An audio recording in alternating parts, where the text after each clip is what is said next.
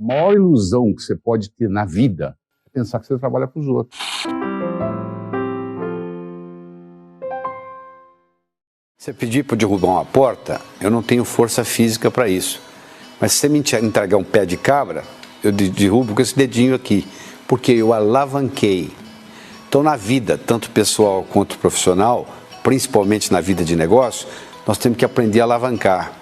E uma das leis para alavancar é usar a chamada lei do menor esforço.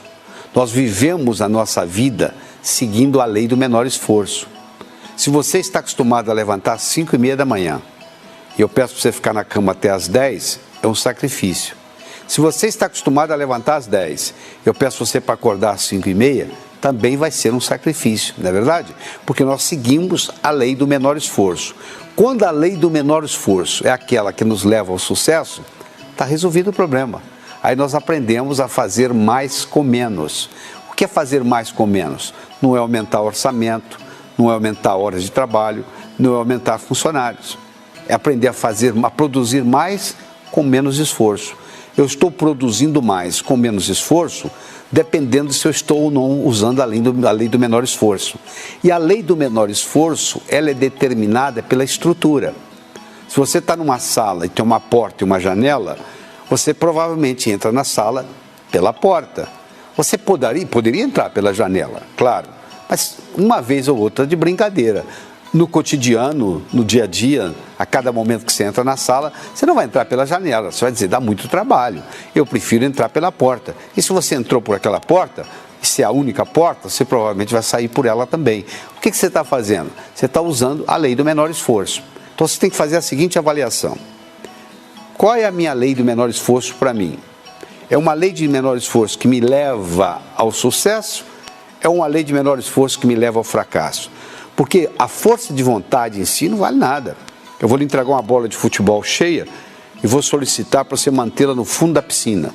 Por mais força de vontade que você tenha, vai chegar uma hora que você vai cansar, a bola vai flutuar. Por quê? Bola de ar, de futebol cheia de ar, a tendência é flutuar. Se eu te entregar uma barra de chumbo e você segurar na piscina, para não deixar ir para o fundo, vai chegar uma hora que você vai cansar, a barra vai descer. Uma barra de chumbo, o menor esforço para ela é descer, enquanto que para a bola é flutuar, para a barra de chumbo é afundar. Então você tem que, em vez de você ficar usando a força de vontade, que não resolve nada, você tem que mudar a sua estrutura psicológica de modo que a lei do menor esforço funcione a seu favor. Ou seja, aquilo que você vai fazer com menos esforço vai levar você até onde você quer ir. Você sabia que quando uma pessoa está deprimida, em geral ela pensa em preto e branco? Quando ela toma um antidepressivo, o antidepressivo tem como ação farmacológica final transformar o preto e branco em colorido? Quer dizer, uma pessoa deprimida pensa em preto e branco, uma pessoa entusiasmada pela vida pensa em colorido. Se uma pessoa tem, por exemplo, muito colorido no seu passado e preto e branco no seu futuro, é aquela pessoa que conversa com você que é saudosista, que está conversando sobre os bons tempos, porque o que predomina no cérebro dessa pessoa é o passado. Por outro lado, se ela tem o passado em preto e branco e o futuro em colorido, é essa pessoa futurista, essa pessoa que está cheia de visões, está cheia de entusiasmo, está cheia de planos para fazer. Se você aprende a pensar em colorido, não só facilita tremendamente o seu processo de pensamento, porque mais áreas do seu cérebro são envolvidas. Se você está pensando só em preto e branco, só o hemisfério esquerdo está na jogada. Se você começa a pensar em colorido, as outras partes do cérebro, o outro hemisfério, o direito, também entra na jogada. Então você tem mais células sendo usadas. Então, no processo criativo, isso é muito importante. Então, se você aprende a pensar em colorido, você pode, inclusive, melhorar um estado depressivo. A pessoa depressiva, pensando em preto e branco, que começa a fazer, vamos supor, cromoterapia, e a cromoterapia melhora a depressão, ela melhora por quê? Porque ela começa a impregnar na estrutura psicológica aquelas cores e o pensamento passa a ser colorido. Como que o nosso eu é formado? O eu, o você, o eu. Como é que nós somos formados? Nós somos formados através da influência que nós temos na infância. de pais, de avós, de vizinhos, de um filme que você assistiu, de um herói, um super-herói. Então, como é que eu fico sabendo quem é que teve mais interferência sobre mim? Foi o meu pai ou a minha mãe? É uma boa pergunta? Eu pergunto para você, quem interferiu mais na sua vida? Quem interferiu mais nas suas crenças? O seu pai ou a sua mãe? Você quer saber como é que você resolve isso? Às vezes você já sabe, mas vamos supor que você esteja em dúvida.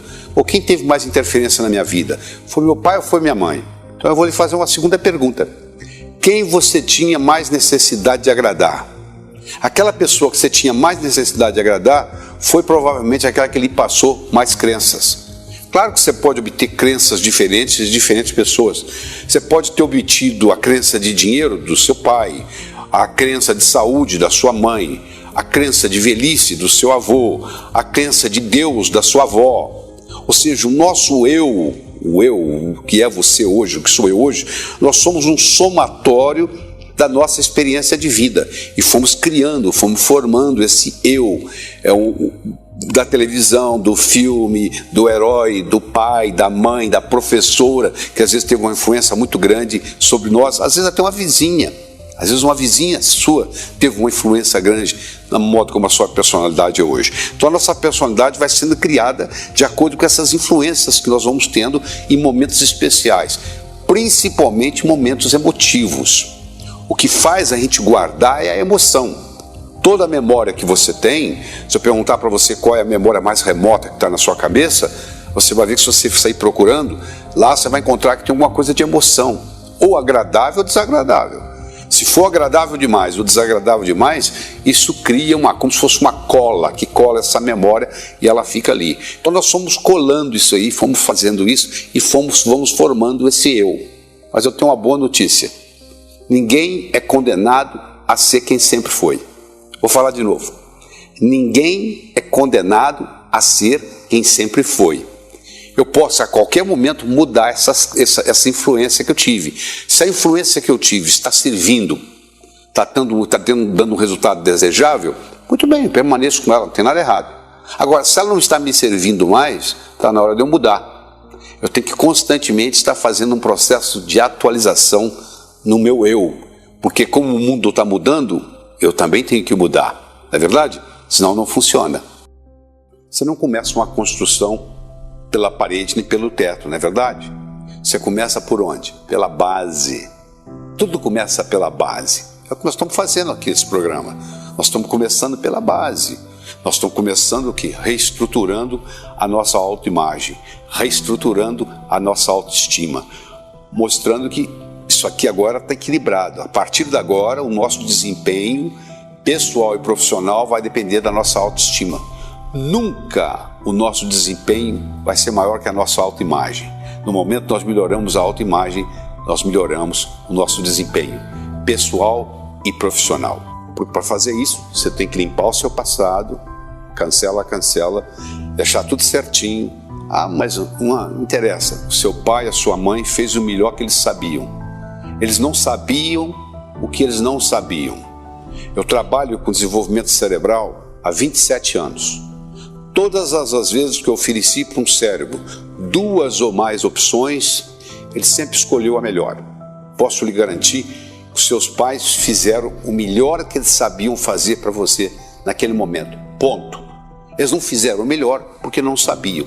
Se eles não sabiam, não tem nada que culpar. Essa história de você ficar no blá blá blá do passado não resolve absolutamente nada. O passado já passou, não tem nada que você possa fazer. Bom, aqui você está. Nós agora vamos começar a fazer um planejamento de futuro. Chega de falar de passado. Vamos conversar sobre o futuro. Vamos conversar como é que nós podemos realmente, no nosso dia a dia, sermos co-criadores da nossa existência. Lá na Bíblia já diz isso, que nós somos co-criadores da nossa existência. Ou seja, nós temos a nossa responsabilidade. Nós ganhamos de presente a dádiva da vida. Esse é o maior presente que nós recebemos. O resto agora corre por nossa conta. Nós temos que fazer a nossa parte, não é ficar só pedindo, não. Você conhece a história daquele sujeito que toda manhã ele ficava orando: meu Deus, meu Deus, meu Deus, deixa eu ganhar na loteria, deixa eu ganhar na loteria. Um dia Deus perdeu a esportiva e gritou lá de cima: pelo menos compra o bilhete. Pelo menos faça a sua parte. Você fazendo a sua parte, tudo funciona bem. Só que a pessoa fica com a energia amarrada no passado e perde a oportunidade. Ou está muito amarrada no passado, ou está muito preocupada com o futuro. E sabe onde é que acontece a vida? No aqui e agora. Eu quero conversar com você sobre a diferença entre pedir, solicitar e agradecer. Muitas vezes nós ficamos pedindo as coisas para Deus. Na realidade, nós devemos estar agradecendo, não é verdade? Porque aquilo que nós necessitamos, nós já temos. Você imagina se você tivesse um filho, que toda vez que ele lhe visse, ele solicitasse alguma coisa. Você ia falar assim, ó, já veio o pidão de novo. Você ia começar a evitá-lo. Nós somos 6 bilhões e meio de pessoas. Você já pensou todo mundo pedindo? Na realidade, o que nós devemos fazer é agradecer, é manifestar gratidão. Agradeça aquilo que você tem para obter aquilo que você quer. A gratidão é a mãe de todas as virtudes, porque ela funciona como se fosse uma cibernética. É como se fosse um processo de realimentação. Você sabe, se você colocar na temperatura de uma sala, no termostato 21 graus Celsius, a temperatura vai ficar em torno de 21, porque a temperatura da sala vai fornecer para o termostato a informação de que a temperatura está daquele jeito que deveria de ser ou não.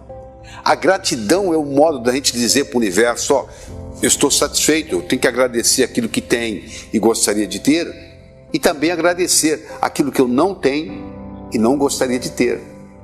Mas eu tenho que fazer isso, não é só da boca para fora, não. A linguagem, ela só tem força, solicitando ou agradecendo, quando aquilo que sai da minha boca, na forma de palavras, tem um reflexo no meu cérebro na forma de imagens. A minha linguagem só é poderosa quando ela está gerando imagens. Então você tem que prestar atenção naquilo que você fala, mas de uma forma que à medida que você vai falando, você vai gerando a correspondência linguística no cérebro. Então não adianta, por exemplo, eu estar falando só e não dá tempo de comunicar para o meu cérebro essas imagens. Ela não tem o mesmo impacto. Por exemplo, se eu vou fazer uma afirmação, que você sabe que hoje existem estudos mostrando o poder da afirmação. Se eu fizer uma afirmação só da boca para fora, eu vou provar que a afirmação não tem valor nenhum. Mas se eu fizer uma afirmação e cada vez que eu faço a afirmação, eu deixo gerar no meu cérebro a imagem correspondente à linguagem daquela afirmação, aí isso sim tem impacto. Aí você começa a ver que faz uma diferença. Se você começar a fazer afirmações negativas, você não quer nem pensar nisso, né? Engraçado, se eu falo que é para você pensar negativo, você fala, não quero. Agora, muitas vezes você discute se o pensar positivo funciona. Ninguém quer pensar desgraça, né? Porque se pensar desgraça pode acontecer, né? Quer dizer, essa parte a pessoa acredita. Não, eu não vou pensar desgraça para não acontecer. Agora é a parte positiva, ou é o outro lado da moeda. Então, quando você estiver solicitando, ou estiver agradecendo, ou estiver falando, você tem que deixar as imagens refletirem no cérebro. A aparência conta sim e muito. Se alguém tocar a campainha da sua casa, do seu apartamento, e tiver de batina preta, colarinho branco, uma Bíblia debaixo do braço, até que se prove o contrário, você vai pensar que aquilo ali é um religioso e um padre. Não é verdade? Pode até não ser. Se você está dirigindo numa rodovia e olha no seu retrovisor e tem um carro da polícia piscando e mandando separar, você vai pensar que é polícia. Pode ser que até que não seja. Ou seja, a aparência. Agora eu tenho um detalhe muito importante aqui para lhe mostrar. Não é estar bem vestido, é estar adequadamente vestido para o contexto, para a ocasião. Se eu sou advogado de uma multinacional, eu vou representar essa multinacional junto a uma greve do Sindicato dos Operários. Se eu chegar lá de Rolex, abotoadura de ouro, todo engravatado, sabe o que eles vão dizer? Chegou o inimigo. Se eu quero jogar num time, eu não posso entrar com a camisa do outro. Se eu quero servir exército, eu não posso aparecer lá com o uniforme da Marinha. Não é verdade? Então, o segredo da aparência é estar adequadamente vestido para a ocasião.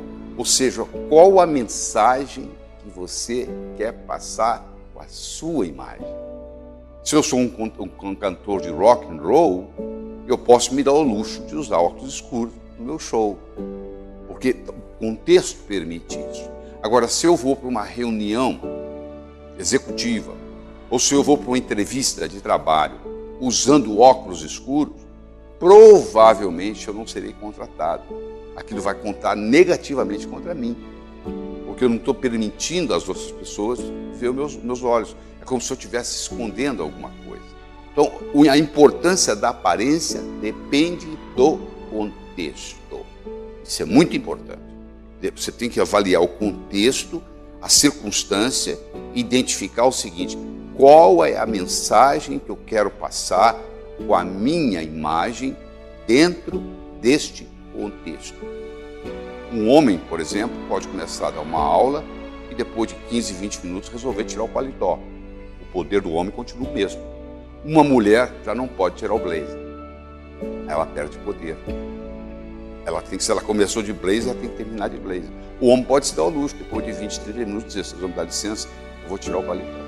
Então, são características, detalhes importantes na aparência que têm que ser avaliados. Coragem de errar, porque geralmente a pessoa quer acertar, não é verdade? Nós já conversamos que para acertar muitas vezes você tem que errar. Um casal vai com seus filhos para os Estados Unidos, passa lá um ano. As crianças voltam falando inglês, os pais voltam sem falar inglês. Por quê? Porque o pai e a mãe ficam assim: bom, quando eu falar bem, aí eu vou falar. Como a criança não tem medo de errar, ela vai errando, vai praticando. Como é que você aprende a falar? Falando, não existe outro jeito. Como é que você aprendeu a andar? Andando, caindo, andando, caindo. Então, se você não tem aquela história do perfeccionismo, o perfeccionismo passa a ser uma doença, porque está provado que o perfeccionismo atrapalha tremendamente a produtividade. Porque se eu tenho que fazer aquele perfeito, eu conheço um sujeito que mora no Nordeste, de vez em quando eu vou na cidade dele, em Fortaleza, e ele, de vez em quando, ele vem nos meus cursos e ele diz assim: eu estou lá, eu estou escrevendo aquele livro, viu? O dia que eu terminar, eu vou mandar para o senhor, eu queria que o senhor escrevesse o prefácio. Perfeitamente, só você me mandar. Isso aí, já tem uns 12 anos que eu encontro com esse indivíduo. Ele continua escrevendo o livro. Aí eu sempre pergunto para ele: mas e aí, quando é que você vai me mandar o livro? Ele diz: está quase pronto. Sabe o que é? Eu li mais uma vez, não gostei, estou fazendo umas correções. Ou seja, esse perfeccionismo não permite a pessoa produzir nada, porque ele vai ficar: mas eu tenho medo da crítica. Bom, se você tem medo da crítica, é difícil você ter sucesso, né? É muito fácil você não ser criticado. Sabe o que você tem que fazer? Não fale nada, não faça nada, não seja ninguém. No momento que você falou algo diferente, no momento que você fez algo diferente, no momento que você é alguém, no momento que você mudou o status quo de uma situação, vai ter sempre alguém te criticando. O problema é quando você não recebe mais crítica. Aí ninguém está se incomodando com você, não é verdade?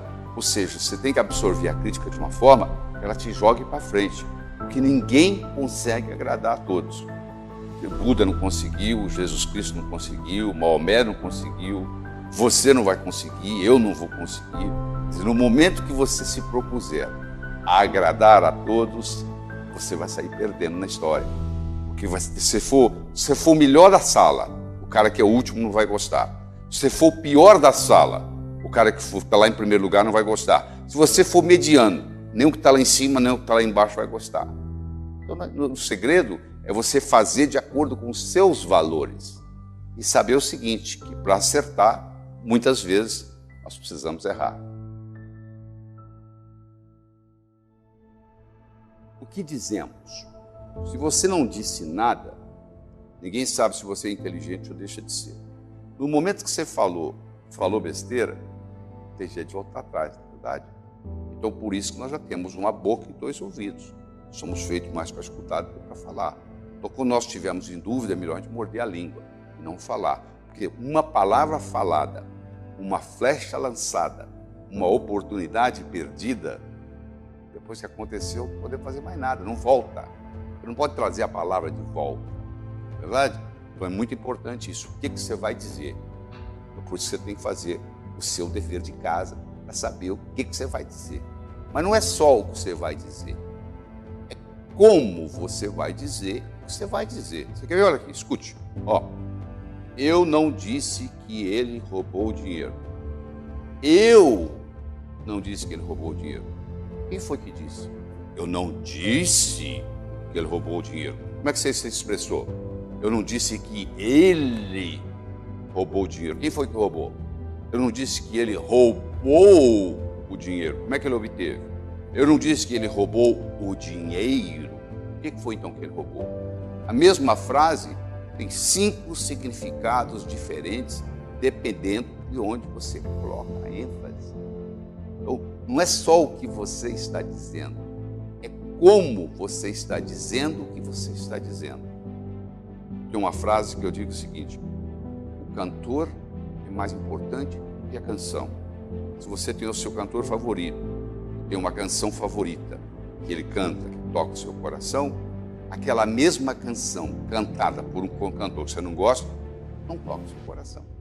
É verdade? Porque as palavras são as mesmas, mas estão sendo cantadas num timbre diferente, numa tonalidade diferente, e não satisfaz o seu coração. Então, quando você leva em consideração isso, o que você faz, a sua aparência, o que você diz, como você diz o que você diz, você deixa na pessoa uma imagem, boa ou ruim, dependendo de como você administrar isso. Mas o importante é você entender que numa interação, os 3 primeiros minutos são fundamentais. Nos primeiros 3 ou 4 minutos, a pessoa faz o julgamento a seu respeito. Feito esse julgamento, mudar isso depois é complicado. A maioria confunde urgência com importância. Acaba fazendo o que é urgente e não o que é importante. Na nossa vida, nós podemos dividir as coisas em 4. Coisa que é urgente, que não é urgente, coisa que é importante, coisa que não é importante. Às vezes não é nem urgente nem importante. A gente gasta um tempo enorme por nada. Depois reclama que o dia é curto, né? Porque não está fazendo prioridades, não está fazendo o que é mais importante. Se você observar um taxista colocando a bagagem no porta-mala, se ele é um taxista de experiência, você vai ver que ele coloca a mala maior primeiro, depois a segunda maior, depois a terceira, e cabe tudo no porta-mala. Se ele colocar pequenininha primeiro, acaba indo uma no banco de trás. Olha que interessante. Esse mesmo princípio nós vamos aplicar aqui. O nosso porta-mala são as 24 horas do dia. Se você decide fazer as suas prioridades, aquilo que é importante primeiro, sobra tempo para fazer o resto. Se você começa a fazer o que é fútil primeiro, o que não tem nenhuma necessidade de ser feito, aí não dá tempo de fazer o outro, não dá tempo de fazer o resto. Então você saber estabelecer prioridades e fazer as prioridades primeiro é importantíssimo. Por exemplo, se você tem uma coisa que é importante, mas não é urgente, e você se dedica tempo a fazer aquilo, você vai fazer sem estresse, sem urgência, sem nada. Você tem que declarar seu imposto de renda, né? Porque você não declara ele em fevereiro. Você vai conversar com o seu contador, ele está desocupado, não tem ninguém telefonando para ele. Em abril você vai ter que entregar o imposto de renda de qualquer jeito, não vai? Faça ele em fevereiro. Você vai ficar muito mais tranquilo se você deixar para a última semana. E aí o seu contador não vai poder lhe atender, porque aí virou urgência. Em fevereiro era importante, mas não era urgente. Em abril é importante e é urgente. Mudou a história. E os estudos de pessoas bem-sucedidas, as pessoas bem-sucedidas, em geral, gastam a maior parte do tempo fazendo aquilo que é importante e não urgente. Ou seja, não deixa a urgência misturar com a importância. Só você aí pode decidir na sua vida o que é urgente, o que não é urgente, o que é importante, o que não é importante. Começa por aquilo que é importante, mas que não tem tanta urgência. Você vai trabalhar tranquilamente no processo, não vai precisar acelerar nada. Aí você vai se autorrealizar. Porque geralmente você está trabalhando com urgência, geralmente você está tão preocupado em terminar que não dá para aproveitar a jornada. Você está preocupado no destino. O destino é importante, sim. A jornada é importante também. Não tem um mais importante que o outro. A jornada é importante, o destino é importante. Uma crença, uma vez estabelecida, tem como função única e exclusiva se perpetuar. Se você não fizer nada, ela fica o resto da vida, porque o cérebro não pode lidar com mais do que 5 a 9 informações de cada vez. Você não estava prestando atenção na ponta do seu nariz até que eu falei, nem no dedão do seu pé direito, nem no lóbulo da sua orelha esquerda. Não dá para ficar prestando atenção em tudo. O cérebro decide o que é mais importante, comunica para a substância reticular ativadora ascendente, funciona como se fosse uma secretária executiva do cérebro, e a partir daí ela coordena. Se não houver essa modificação, não adianta nada. Se você é do sexo feminino, já é mãe, quando você estava grávida, você via muito mais mulher grávida no shopping do que você vê hoje. Por quê? Porque você estava mais ligado em gravidez. Quando você comprou aquele seu carro novo azul, de repente nas ruas da sua cidade, mais carros iguais àqueles estavam circulando. Já estavam lá, só que você não percebia. Então as nossas crenças determinam as nossas percepções, determinam as nossas ações e determinam as nossas manifestações. Até bem pouco tempo pensava-se que para você modificar uma crença era uma coisa muito complicada. Você tinha que fazer um processo psicanalítico de muitos anos, etc. Com o desenvolvimento da neurociência, descobriu-se que a coisa é bem mais simples. A tecnologia foi facilitada no seguinte modo, que por trás de uma crença existe uma metáfora. Por trás de uma metáfora existe um ícone. Se eu modifico o ícone, eu modifico a metáfora. Se eu modifico a metáfora, eu modifico a crença. Se eu modifico a crença, eu modifico a ação. Se eu modifico a ação, eu modifico a manifestação. Isso ficou muito mais simples. Então isso é boa notícia essa, né? E agora você não precisa passar por aquele processo de dor para mudar uma crença. Você pode mudá-la do mesmo modo que você atualiza o programa de computador. Você está utilizando o programa, vem uma atualização, você faz o download e atualiza o seu programa de computador numa boa e começa a ter novas habilidades com essa atualização desse novo programa. O programa continua fazendo aquilo que fazia e mais alguma coisa. Não é para isso que serve a atualização? Eu não estou dizendo para você descartar crenças da sua vida.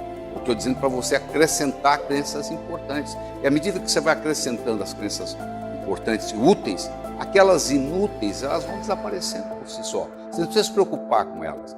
Na medida que elas não forem sendo utilizadas, elas vão sendo apagadas do cérebro.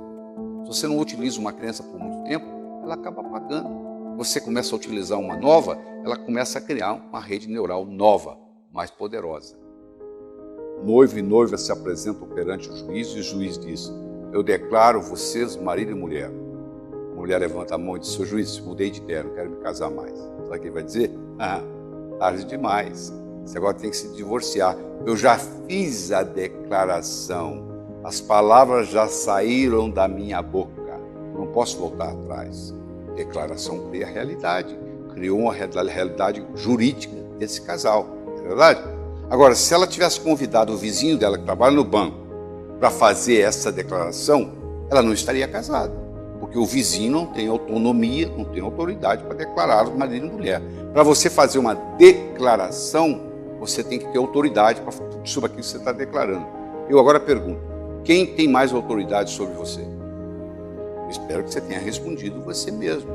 Quando você tinha 5 anos de idade, quem mandava em você não era você, eram seus pais. Mas se você já é adulto, hoje quem manda em você é você. Ou então você tem todo o direito de declarar coisas a seu respeito. A declaração tem que ser agora, não é eu vou declarar, eu declaro que vocês serão casados. Não existe declaração de futuro, ela é agora. É do que é e não do que não é. Eu declaro que vocês não são mais solteiros. Isso não existe. A declaração, quem declara tem que ter autonomia, ela tem que ocorrer no aqui e agora, e tem que ser o que é e não o que não é. Então, se o meu pai me chamava de estúpido, e eu comecei a me sentir estúpido e acreditei que era verdadeiro, eu não tenho que ficar com esse sentimento de estúpido o resto da vida. Eu posso dizer, eu declaro ser inteligente. Eu passo a fazer o que gente inteligente faz, eu passo a ter inteligência.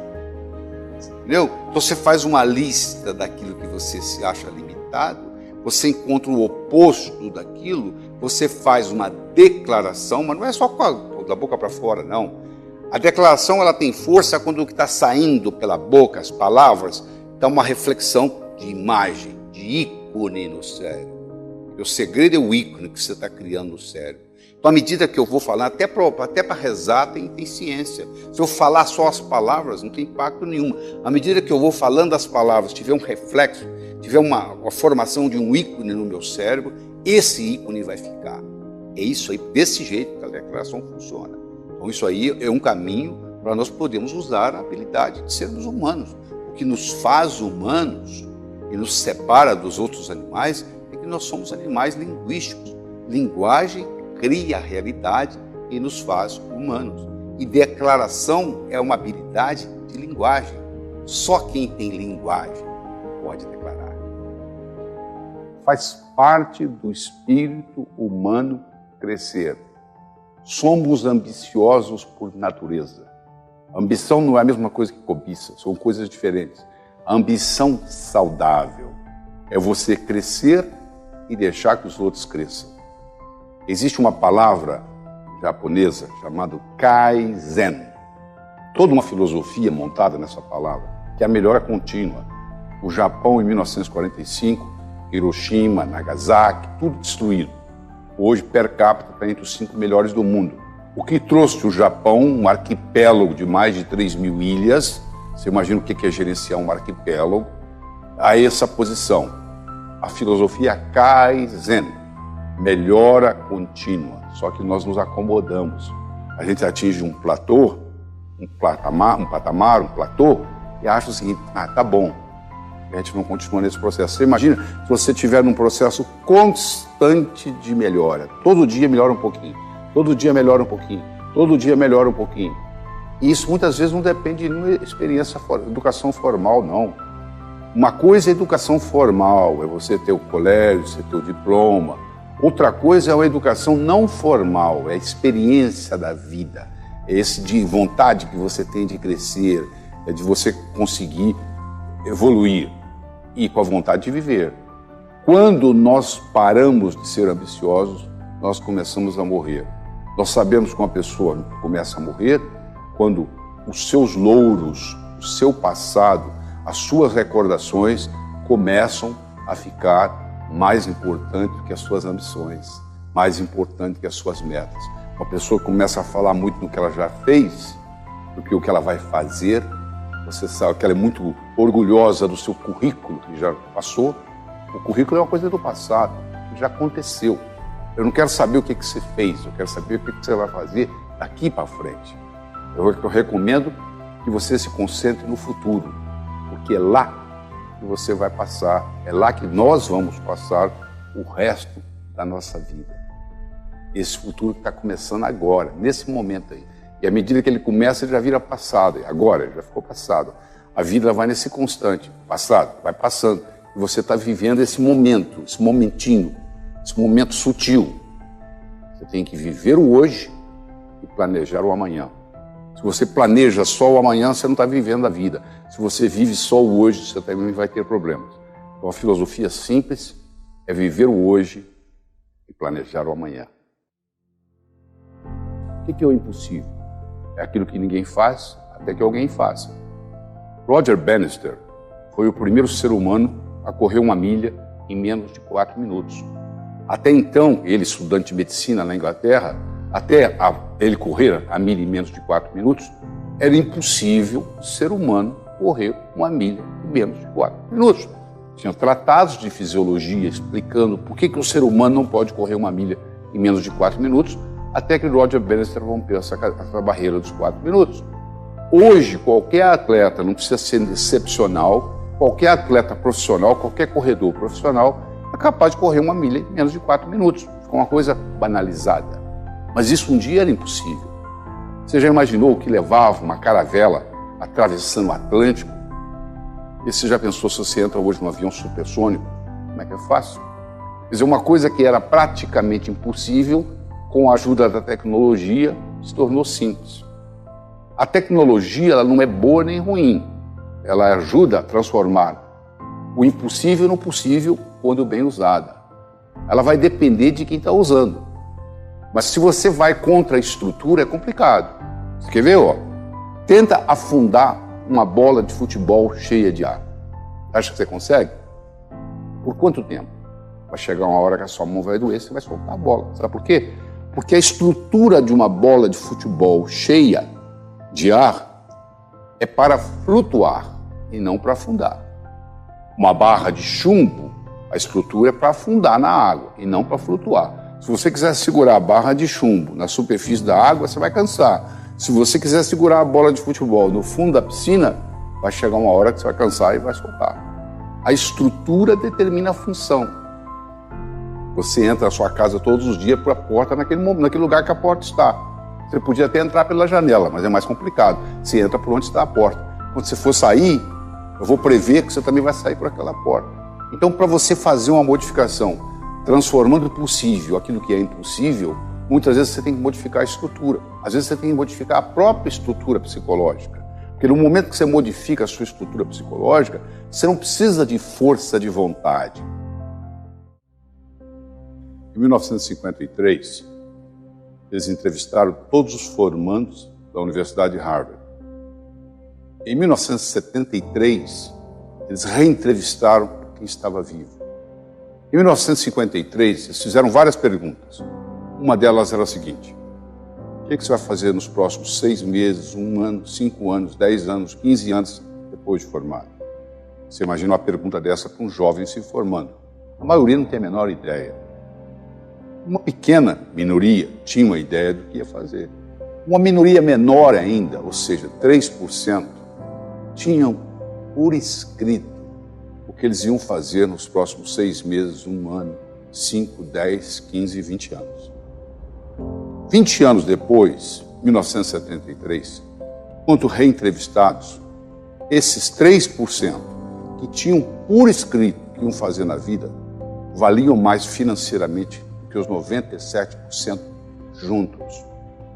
Pô, eles foram estudar, poxa. O que isso tem de diferente? Será que tem inteligência diferente? Não era. Background familiar, vem de famílias diferentes, fazia diferença. Pô, notas melhores? Não. A única variável que era estatisticamente significante é que essas pessoas tinham colocado por escrito o que queriam fazer. Coisas importantes vão para o papel.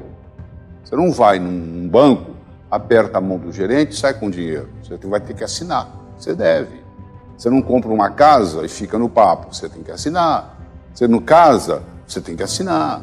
As coisas importantes vão para o papel, inclusive suas metas.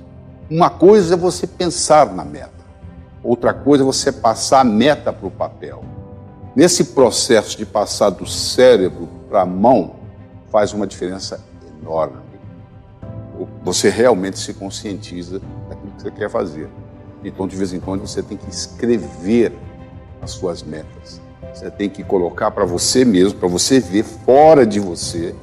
Porque enquanto você está pensando, o processo está dentro de você. E você tem que se colocar no que se chama uma posição meta com relação às suas metas. Parece um pleonasmo, né? Mas não é não.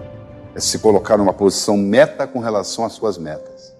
Ou seja, você tem que ser um observador daquilo que você vai fazer. E o jeito de fazer isso é passar do cérebro para a mão. Então, a nossa recomendação hoje é a seguinte: escreva, coloque no papel aquilo que você realmente quer atingir na vida. Porque tem estudos, inclusive esse que eu citei, provando que é assim que funciona. Howard Gardner diz que nós temos 9 tipos de inteligência. Essa que eu vou conversar não está na categoria dele, mas é muito prática. É a inteligência financeira. Você deve conhecer gente que tem mestrado, doutorado, pós-graduação em tudo, não consegue pagar o aluguel, tem que pegar o dinheiro emprestado com um cunhado. Você conhece gente que mal sabe escrever o nome e que está muito bem financeiramente, obrigado. Você já parou para pensar qual é a diferença? É porque aquele muito intelectual, ele ficou tão intelectual, ele vive num mundo tão abstrato, ele não consegue ganhar dinheiro. E o outro é mais pragmático, é mais objetivo.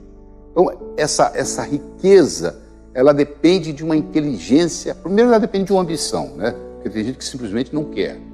Não, dinheiro eu não quero. Então já é um problema de crença. A crença é muito importante. Os nossos atos dependem de nossas crenças. Se você tem uma crença positiva, você vai ter uma atividade positiva, um resultado positivo. Se você tem uma crença negativa, você vai ter uma ação negativa com relação àquilo, você vai ter um resultado negativo. Porque o seu resultado depende da sua, não só da sua crença, mas depende fundamentalmente da sua crença. Então a primeira coisa que nós temos que mexer nas crenças. Tem gente que tem muita crença errada e negativa com relação a dinheiro.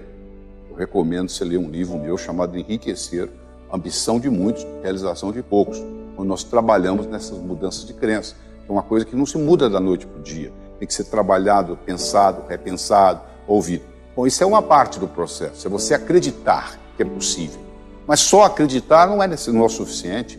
Aí você tem que ter a parte da estratégia, a parte de como fazer, o como fazer. Porque a crença explica o porquê, por que fazer. Agora, a prática, a tática, a estratégia, a tática, o operacional, explica o como fazer. Então tem que ter os dois componentes. Tem que ter o direito e o esquerdo, um lado e outro. Por isso que o nosso cérebro tem dois hemisférios, o esquerdo e o direito. Eles têm funções diferentes, propriedades diferentes, que quando combinados fazem uma sinergia. É quando 1 mais 1 é maior que 2. Você pode ter 1 mais 1 menor que 2, 1 mais 1 igual a 2, 1 mais 1 maior que 2. Na relação humana, a aritmética pode ser modificada. 1 mais 1 pode ser igual a infinito. Essa é a grande verdade. Então, quando você combina essas atividades, faz uma diferença enorme. Principalmente no que diz respeito à inteligência financeira. Que pode ser estudada, que pode ser melhorada, que pode ser desenvolvida. Ou seja, o seu coeficiente financeiro, você não tem que ter o mesmo. Você não está condenado a ser quem sempre foi financeiramente. A qualquer momento, isso pode ser modificado.